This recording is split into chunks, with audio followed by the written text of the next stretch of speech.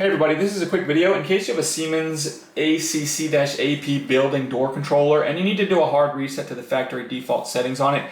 You're going to want to do this for one of two reasons. The first one is troubleshooting. If you're having any issues with this door controller not working the way it's supposed to, if it's not responding, things like that, a hard reset can fix a lot of these issues. Also, if you're setting this up on a new door or on a new building or just whatever reason you want to get it back like it's brand new coming out of the box, we can do this quite easily. All we need to do, we're going to access this control panel here, and with it, the power onto it, like just in its normal operational mode, we're just going to come in and press and hold this button right here, and press and hold it for 5 seconds. So press and hold it for 5 seconds, release it, and then the solid orange LED will go out after 18 seconds, at which point the device will reset to its factory default settings. We can go ahead and turn it on and set it up for whatever we want in its new location or whatever as a brand new device.